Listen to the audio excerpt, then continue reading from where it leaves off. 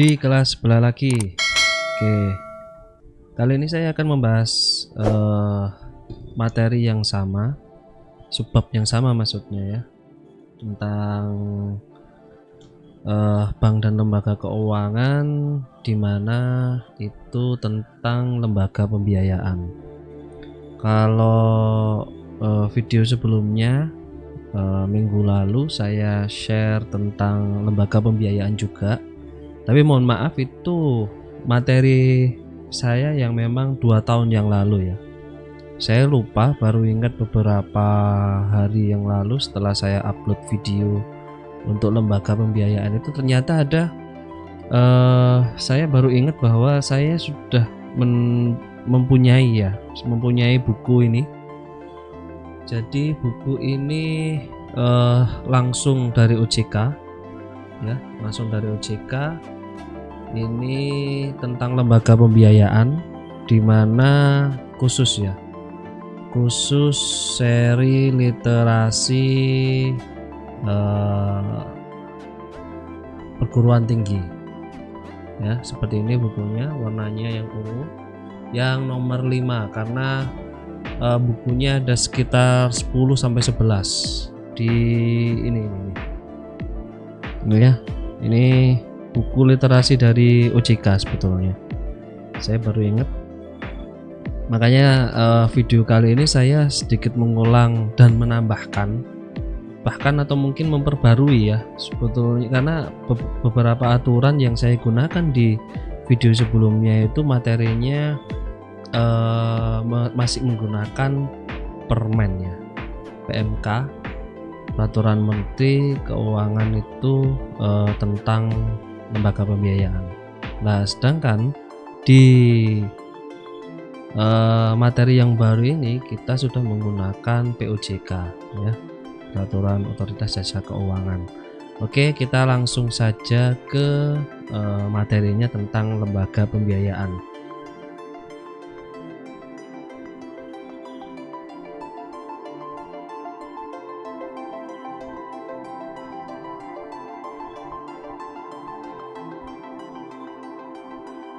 Oke, ini ya. Jadi kegiatan usaha di mana tentang lembaga pembiayaan ya, yaitu tetap bank dan lembaga keuangan lainnya. Di sini tidak saya bahas semua, di buku ini tidak saya bahas semua, tetapi saya cuma mengambil dari 1 atau 2 bab di mana yang membahas tentang kegiatan usaha lembaga pembiayaan. Dan di sini juga dijabarkan detail sekali, mulai pengelolaan lembaga pembiayaan ya, terus habis itu pengaturannya, pengawasannya dan lain sebagainya, sampai profesi yang ada di lembaga keuangan. Ada contoh kasusnya juga, lengkap, buku ini lengkap. Ini saya dapat waktu workshop tentang literasi keuangan khusus perguruan tinggi yang diadakan oleh OJK selama 3 hari itu di Malang. Oke, kita langsung bahas saja di sini tentang kegiatan usaha dan lembaga pembiayaan. Oke, di sini ya, perusahaan pembiayaan itu apa sih? Nah, ini perusahaan pembiayaan itu adalah penyedia uang untuk membiayai kebutuhan debitur ya, kebutuhan yang memang membutuhkan uang atau nasabahnya dalam memperoleh barang atau jasa yang dibeli melalui pihak ketiga ya. Jadi nanti ada ilustrasinya juga kok. Jadi contoh, saya sebagai nasabah, kemudian saya membutuhkan kendaraan gitu ya, yang kemudian saya karena butuh kendaraan, saya tidak punya uang untuk bisa membayar tunai, akhirnya saya kredit. Lah, saat kredit tadi itu akan dibiayai oleh lembaga pembiayaan atau perusahaan pembiayaan yang kita sering tahu ya, FIF, Adira Finance dan lain sebagainya. Itu perusahaan-perusahaan pembiayaan dimana nantinya mewajibkan debitur atau saya sebagai nasabah untuk melunasi utangnya dalam jangka waktu tertentu ya, berikut bunganya, pasti ada juga bunganya, dan biaya lain yang dibebankan. Biasanya ada biaya administrasi dan lain sebagainya. Ya, yang paling umum kita dapat kenalnya adalah kalau promonya dari dealer kan cukup DP 500.000 Anda bisa membawa pulang kendaraan sepeda motor Yamaha MX gitu ya. Nah kira-kira seperti itulah, itu dealernya sudah kerjasama dengan perusahaan pembiayaan. Jadi nanti kita sebagai nasabah yang akan membeli kendaraan tersebut, yang harusnya membayar ke dealer biaya seharga motor tersebut, tetapi harga motor tersebut akan dibiayai oleh lembaga pembiayaan atau perusahaan pembiayaan secara tunai dengan seharga sepeda motor tersebut. Nah nanti kita sebagai nasabah akan membayar angsurannya berikut ya, atau beserta bunganya ke perusahaan pembiayaan. Nah ilustrasinya perusahaan pembiayaan seperti itu, tetapi nanti akan saya jabarkan banyak hal kegiatan yang dilakukan dalam perusahaan pembiayaan. Oke, ini penjelasan tentang perusahaan pembiayaan itu sendiri, simpelnya seperti itu. Kemudian, nah ini peraturan lama yang di video saya sebelumnya yang saya gunakan ya. Saya waktu video sebelumnya saya menjelaskan tentang leasing ya, sewa guna usaha, di mana di situ saya juga masih menggunakan PMK nomor 84 PMK 12 2006 ya. 2006, di mana di situ kegiatan usaha pembiayaan itu terdiri dari 4 ya, sewa guna usaha atau leasing, yang memang saya fokus kemarin saya bahas leasing. Sebetulnya tidak ada salahnya, tetapi peraturan yang saya gunakan itu masih peraturan yang lama, itu yang pertama. Yang kedua, sewa guna usaha itu masih digunakan, tetapi itu bukan suatu kegiatan usaha tersendiri. Tetapi kalau di peraturan yang baru ya nanti kita bahas juga, itu menjadi salah satu cara, bukan salah satu kegiatan tapi salah satu cara. Oke, kalau kurang paham ya nanti kita akan bahas lebih detail lagi. Jadi kita fokus di sini kegiatan usaha pembiayaan, di mana peraturan lama ya, PMK lama, ketentuan lama. Ini di sini ada kegiatan usaha 4 ini aja. Sewa guna usaha, anjak piutang, kartu kredit, dan pembiayaan konsumen. Nah, ini fokusnya memang kurang luas. Karena yaitu tadi, seiring berjalannya waktu, perkembangan teknologi, perkembangan sosial, budaya, gaya hidup, tingkat konsumsi dan lain sebagainya akhirnya mempengaruhi sistem keuangan atau kondisi keuangan suatu kondisi keuangan masyarakat ya di suatu negara. Nah, sedikit saya ilustrasikan juga. Di sini ada perkembangan regulasi industri pembiayaan di Indonesia yang kemarin yang saya gunakan ini ya, tahun 2006. Saya telat lama ya, memang materi yang saya buat kemarin itu 2 tahun yang lalu, dan saya menggunakan referensi yang memang ya mohon maaf referensi saya yang salah, tetapi untuk teorinya atau materinya tentang sewa guna usaha tidak, karena itu masih tetap. Kemudian di sini ada juga pengembangan juga di tahun bukan pengembangan ya, peraturan baru, di mana peraturan presiden tentang lembaga pembiayaan malah tahun 2009. Kemudian di 2014, karena memang di video-video sebelumnya juga sudah saya sampaikan, ada transisi kebijakan di mana yang dulunya semua berada di Kementerian Keuangan, Bank Indonesia dan lain sebagainya, beberapa kebijakan yang khususnya berhubungan dengan pembuat peraturan gitu ya, membuat peraturan itu dialihkan semua ke OJK atau Otoritas Jasa Keuangan. Makanya di 2014 ini banyak hal perubahan, baik itu nomor 28, kemudian nomor 30, kemudian nomor 31 dan lain sebagainya. Dan ini sesuai pembahasan masing-masing. Kalau 28 itu tentang perizinan dan kelembagaan ya. Kemudian 29 ini tentang penyelenggaraan usaha perusahaan pembiayaan ya. Ini yang baru. Kemudian 30 ini juga tata kelola perusahaan yang baik bagi perusahaan pembiayaan. kemudian 31 ini tentang penyelenggaraan usaha pembiayaan syariah. Ya, ini kegiatan keuangan yang ada di negara kita. Makanya harus ada regulasi khusus yang memang harus dikeluarkan oleh OJK, khususnya keuangan di bidang syariah. Oke. Nah, kemudian apa yang baru gitu ya? Apa yang baru? Nah, ini yang baru di POJK nomor 29 POJK titik 05 tahun 2014 ini. Jadi kegiatan usaha pembiayaan ini terbagi tetap sama 4, cuman lebih luas ya. Di mana ada pembiayaan investasi, pembiayaan modal kerja, pembiayaan multiguna, dan pembiayaan lainnya yang berdasarkan persetujuan OJK. Oke. Nah, di sini sebetulnya sudah jelas sekali karena pembiayaannya itu sudah terpilah ya. Dan ini luas, investasi bisa bentuknya luas, modal kerja juga bentuknya bisa luas. Nanti kita jabarkan, bahas masing-masing satu persatu. Pembiayaan multiguna dan juga pembiayaan lain ya, pembiayaan lain yang memang berdasarkan persetujuan dari OJK. Dan lagi di sini ada satu keuntungan, yaitu adalah diperkenankan untuk melakukan kegiatan di mana boleh kegiatan yang berhubungan dengan sewa operasi ya, sewa operasi dan free base income. Jadi sewa operasi seperti kayaknya rental seperti itu ya. Kemudian free base income itu seperti nanti kita bahas satu persatu. Nah, kira-kira seperti itu. Oke.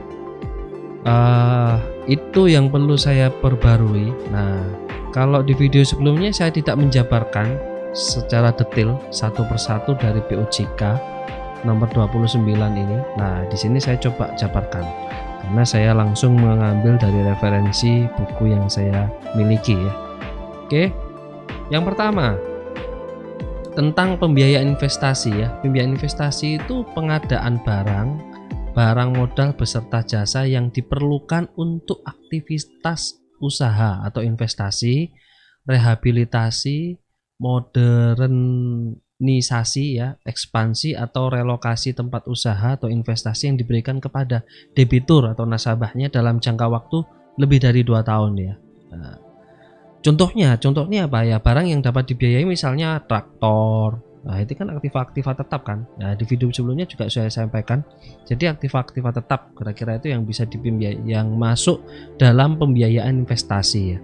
Traktor, bus, mesin, gedung, jembatan. Nah, juga jasa juga bisa, jasa arsitek, jasa notaris dan lain sebagainya itu bisa masuk. Nah, itu termasuk dalam kegiatan pembiayaan investasi. Karena kenapa? Peruntukannya itu adalah untuk pengembangan awal sebuah usaha. Ya mungkin tidak awal, tetapi bisa jadi untuk rehabilitasi atau modernisasi gitu.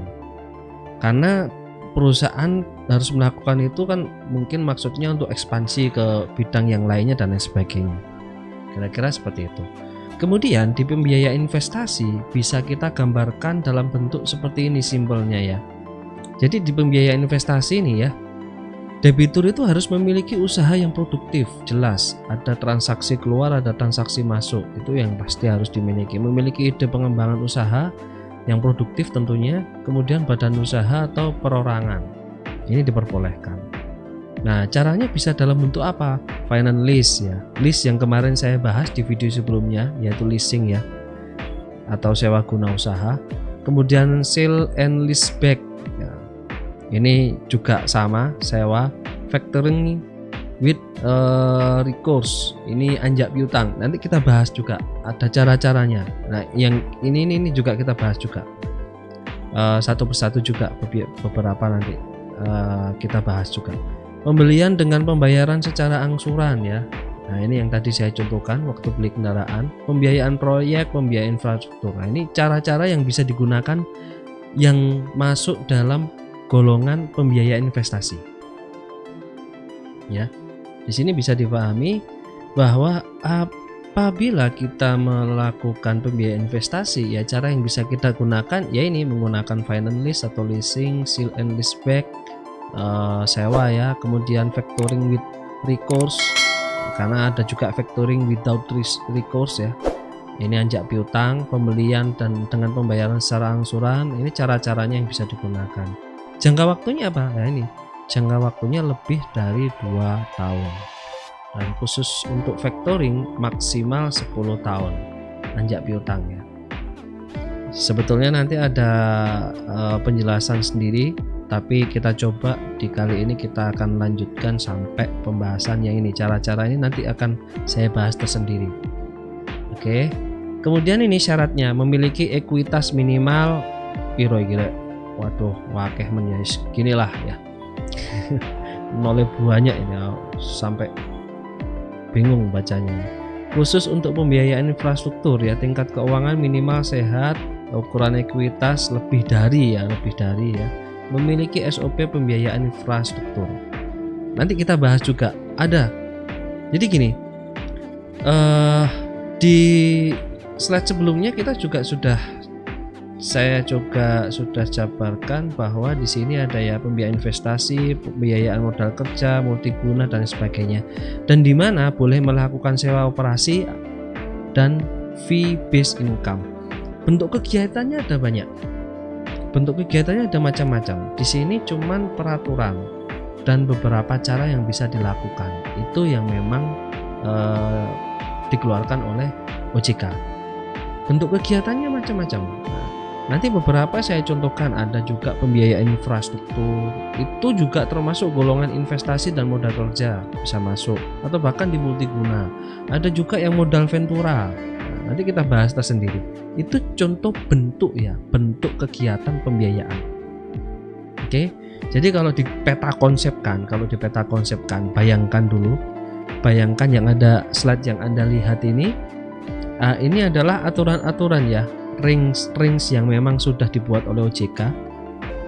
Oke. Apabila sudah kalian peta konsepkan, sudah Anda bisa bayangkan gitu ya. Nah, di bawahnya ada bentuk-bentuk kegiatan yang memang bisa dilaksanakan.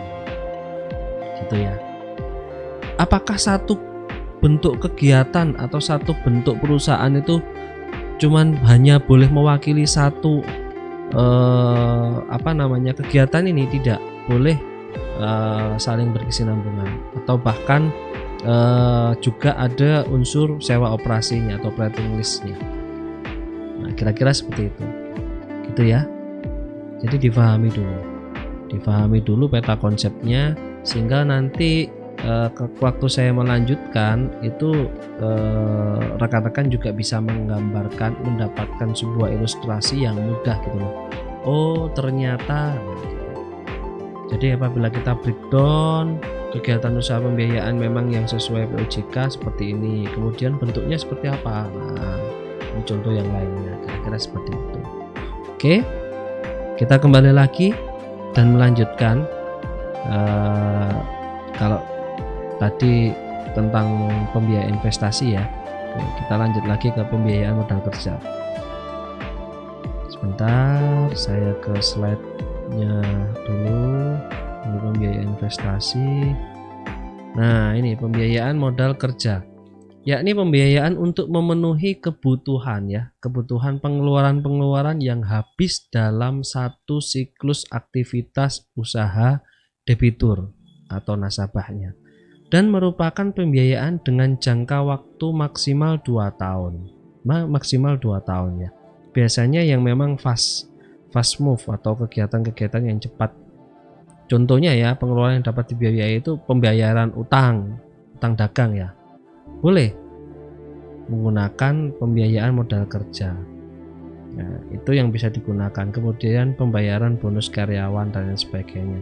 Ya, ini kita diberikan fasilitas, maksudnya kita sebagai nasabah bisa menerima atau mendapatkan fasilitas dari perusahaan pembiayaan ya, salah satunya seperti ini.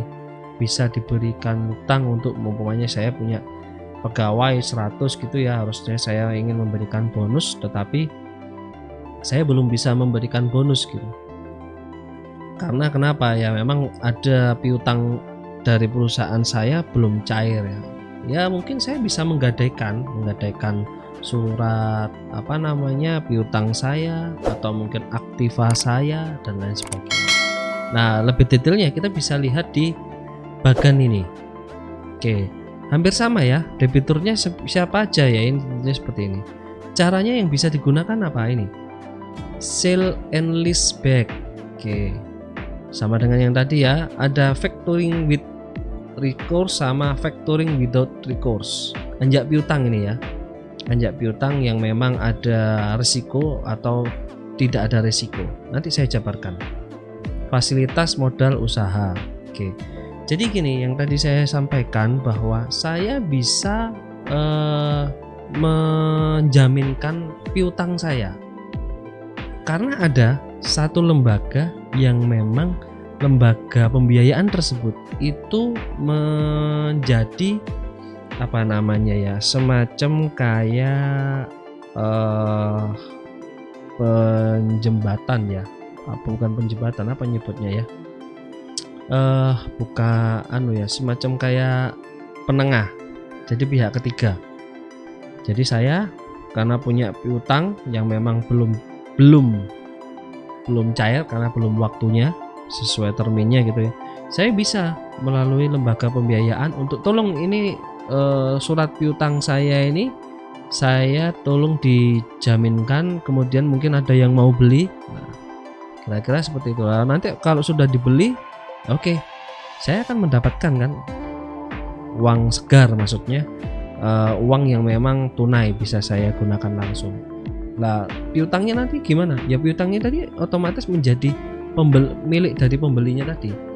Ya entah dari mana lembaga pembiayaannya, kira-kira seperti itu. Oke.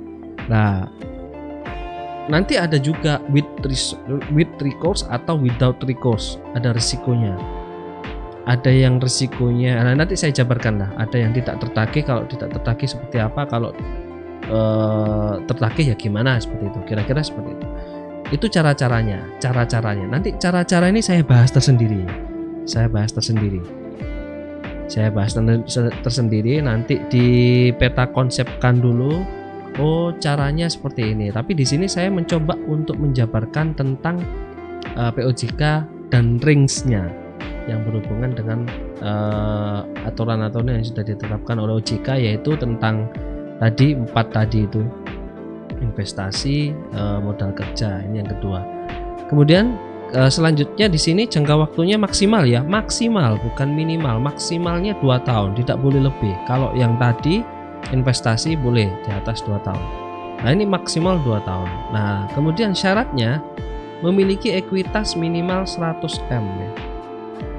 Larangannya tidak boleh melakukan transaksi factoring with recourse dengan PP lainnya. Nah, perusahaan pembiayaan maksudnya PP ini ya, perusahaan pembiayaan lainnya. Jadi tidak boleh apabila ada anjak piutang gitu ya, anjak utang, kemudian itu yang menjadi masalah bagi perusahaan pembiayaan, itu tidak boleh. Nah, khususnya gini, ini saya jual ke suatu perusahaan pembiayaan, kemudian perusahaan pembiayaan dijual lagi ke perusahaan pembiayaan. Nah, itu tidak boleh. Hal-hal yang seperti itu tidak diperbolehkan. Oke. Nah, contoh si A ini yang pembeli surat piutang tadi saya. Nah, kemudian sama si A dianukan lagi gitu. Itu tidak boleh. Jangan sampai loncat berulang kali, kira-kira seperti itu ilustrasinya. Oke, itu modal pembiayaan ya. Kemudian ada pembiayaan multiguna.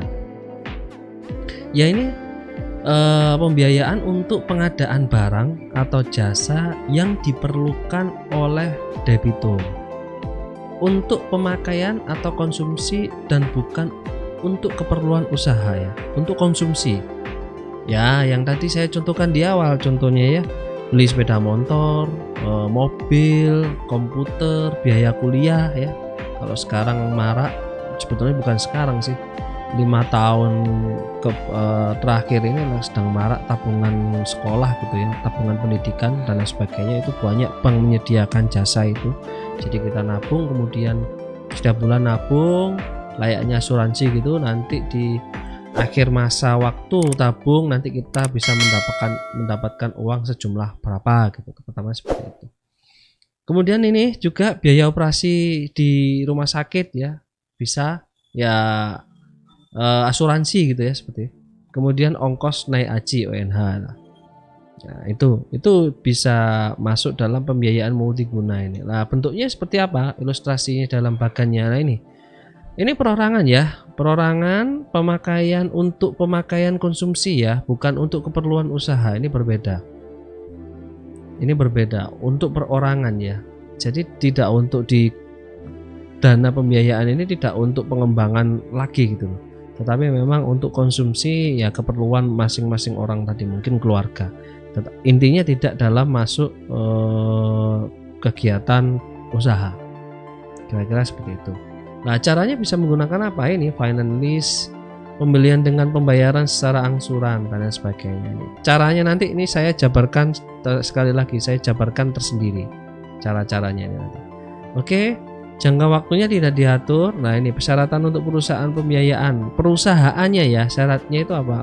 Untuk existing perusahaan pembiayaan, ekuitasnya boleh di bawah ya 1M, tapi di atas sampai dengan 30 Desember 2019 transaksinya. Oke ya, itu pembiayaan multiguna. Oke, kita lanjutkan lagi. Nah, ini yang lainnya yang tidak termasuk dalam tadi investasi, modal, dan multiguna. Ya, ini kegiatan pembiayaan yang menimbulkan piutang pembiayaan ya, piutang pembiayaan dalam neraca perusahaan pembiayaan, namun tidak dapat diklasifikasikan dalam kategori nanti tidak masuk investasi, modal kerja dan sebagainya. Nah, ini biasanya harus mendapatkan persetujuan dari OJK dulu ya. Gimana caranya? Nah, ini OJK harus melampirkan dokumen-dokumen ya, izin ke OJK. Nah, produk yang akan dipasarkan seperti apa, prospeknya, mekanisme cara pembiayaannya seperti apa, hak dan kewajibannya para pihak seperti apa. Para pihak ini maksudnya nasabah dan perusahaan pembiayaannya itu punya hak dan kewajiban seperti apa. Kemudian contoh ya, contoh perjanjian pembiayaan yang akan digunakan dan lain sebagainya. Kalau sekarang ini banyak sekali khususnya yang berhubungan dengan financial teknologi. Kita bisa nabung emas, kemudian kita bisa investasi itu investasi yang dilakukan secara masa untuk investasi ya, pengumpulan dana secara massa, secara bersama-sama, dan dana ini nanti digunakan untuk membiayai satu usaha, atau bahasa gaulnya adalah crowdfunding ya. Nah, ini tidak mungkin kalau dilakukan secara manual, pasti dilakukan secara otomatisasi. Kalau yang saya tahu ya sekarang banyak ya, kayak saya sendiri, saya ikut di Santara ya. Jadi ada satu usaha skalanya UMKM ya, membutuhkan modal. Lah, modalnya tidak besar, ratusan juta, kadang ada yang cuma 1M gitu ya. Itu kan masih masuk skala UMKM ya, dari segi hal yang memang harus dilihat. Nah, di situ untuk bisa mendapatkan dana tersebut ada calon-calon investor yang dananya tidak banyak gitu loh. Contoh, saya bisa menjadi investor di situ seperti layaknya saya beli saham gitu, tapi tidak harus gede. Ya cuma 200.000, 300.000 gitu. Ya baliknya kapan? Ya lama, namanya juga investasi kecil kan, tidak mungkin bisa baliknya cepet juga. Itu yang pertama. Yang kedua, tapi jelas, ada laporannya jelas. Kira-kira seperti itu. Itu contoh yang memang crowdfunding ya. Ada juga kalau kita lihat pembiayaan ya, saya gunakan juga di Akulaku atau mungkin Kredivo. Saya kredit handphone atau kredit barang-barang tertentu yang memang beli menggunakan aplikasi marketplace, kemudian pembiayaannya bisa menggunakan aplikasi atau aplikasi lembaga pembiayaan ya, perusahaan pembiayaan, contohnya tadi Akulaku atau Kredivo. Ya itu juga ilustrasi ya. Itu ilustrasi. Sebetulnya kan itu juga masuk multiguna, iya betul. Masuk golongan multiguna. Tetapi karena kegiatannya dilakukan secara teknologi ya mungkin bisa jadi masuk dalam kegiatan usaha pembiayaan lainnya. Kira-kira seperti itu. Oke. Nah, itu yang bisa saya contohkan, itu yang bisa saya ilustrasikan untuk 4 kegiatan usaha lembaga pembiayaan yang sudah ditetapkan oleh OJK. Kira-kira seperti itu ya. Oke. Apabila ada yang ingin ditanyakan, sekali lagi silakan komentar saja, silakan komentar. Ya, tentunya sekali lagi tolong dibantu ya. Di sub, apabila tidak berkenan ya sudah, tidak apa-apa, di share saja atau di like. Tidak mungkin tidak bermanfaat, pasti bermanfaat. Oke. Sebelum kita lanjut, izin minum dulu.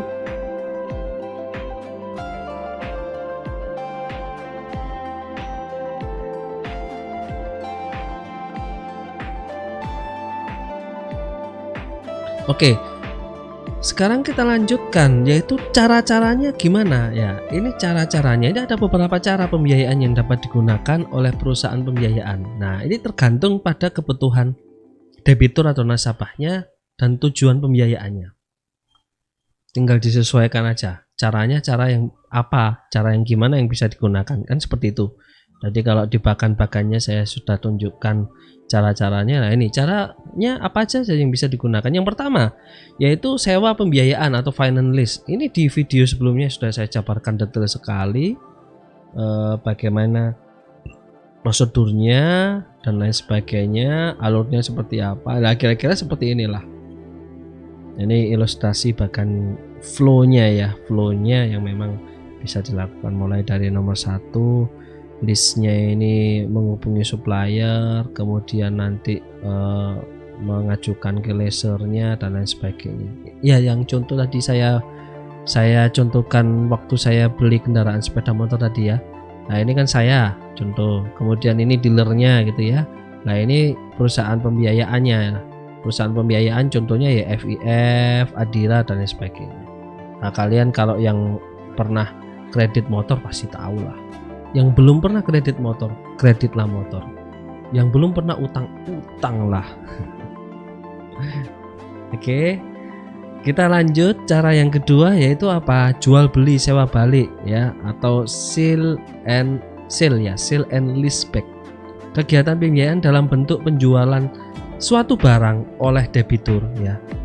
Yang menjual ini adalah debitur kepada perusahaan pembiayaan yang disertai dengan menyewa pembiayaankan kembali barang tersebut kepada debitur yang sama.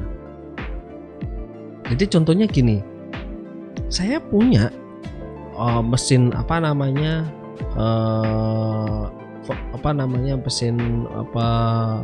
bego ya. Apa rek bahasa Indonesia nih rek, aduh, bego itulah.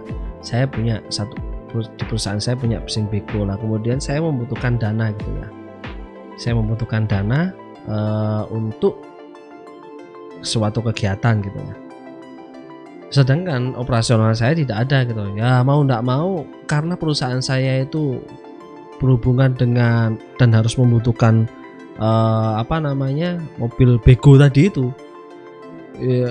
ya wis, karena tidak ada aset yang memang saya bisa jual selain bego tadi, karena memang harganya memang mencukupi untuk bisa menutupi kegiatan operasional, ya mau tidak mau saya jual gitu. Begonya saya jual ke perusahaan pembiayaan ya. Perusahaan pembiayaan tadi membelinya, kemudian tetapi kepemilikannya tadi kan menjadi milik dari lembaga pembiayaan. Jadi ini ya, saya di sini jual bego nih. Jual begonya ke ini perusahaan pembiayaan. Nah, tadi kan begonya tadi kan sudah milik ini nih perusahaan ya, perusahaan pembiayaan. Nah, kemudian saya usahanya kan butuh bego ya, saya nyewa akhirnya. barang saya tidak dibawa, tetapi secara kepemilikan sudah milik perusahaan pembiayaan. Nah ini yang dimaksud adalah jual kemudian tidak dikasihkan barangan tapi sewa, sewa. Kira-kira seperti itu.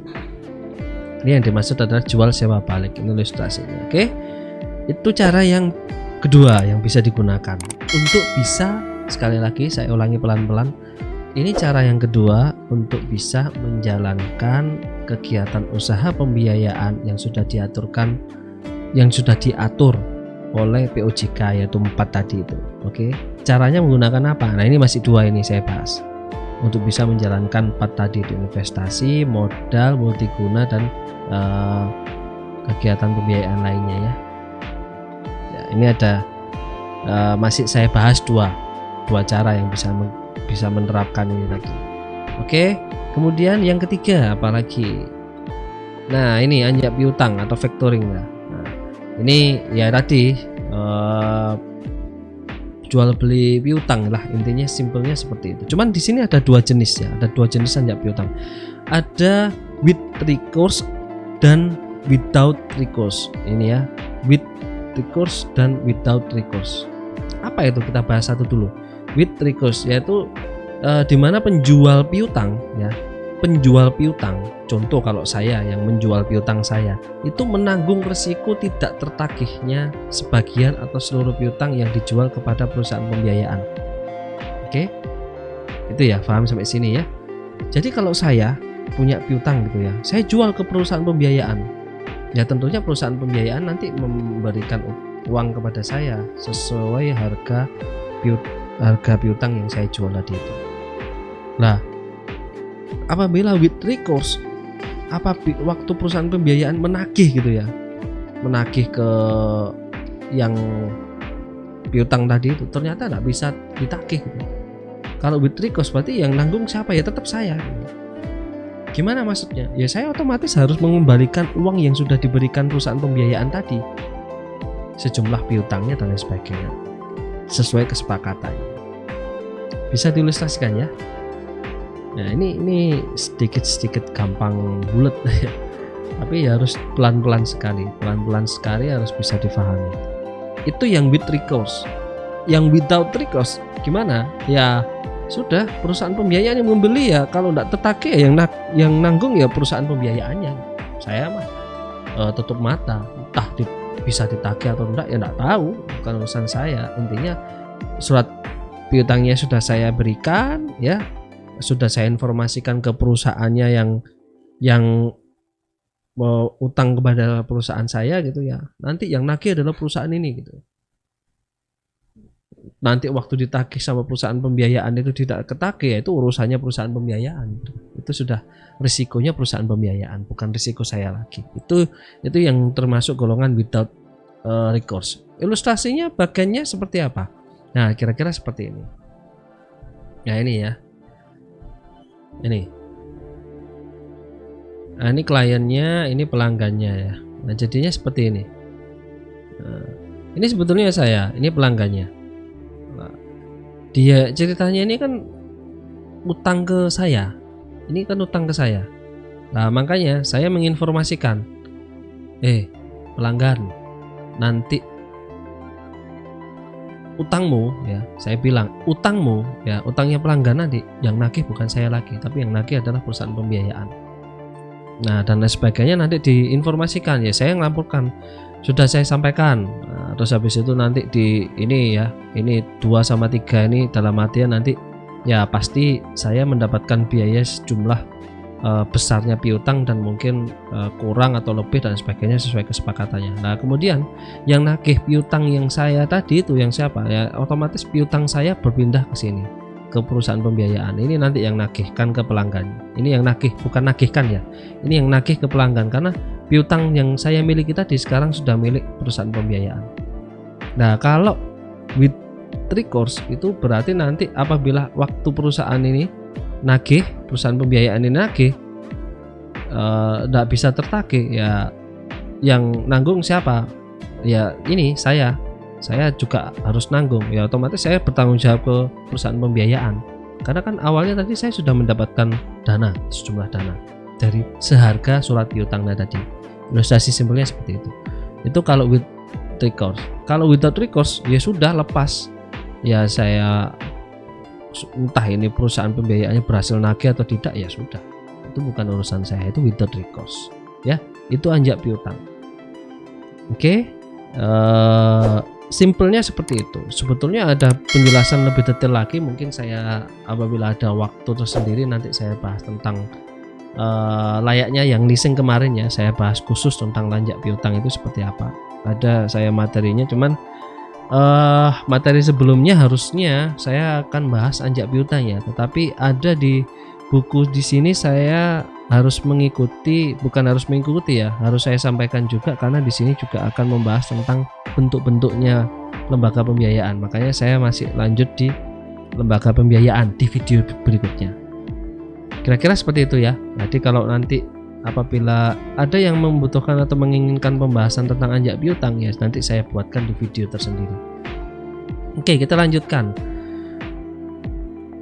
Nah, ini cara yang ketiga ya, pembelian dengan pembayaran secara angsuran. Nah, ini paham sekali ini. Ya wes, kayak yang tadi saya sampaikan, bayarnya secara angsuran ya. Ya tentunya dengan berikut bunganya ya, ada bunganya. Oke.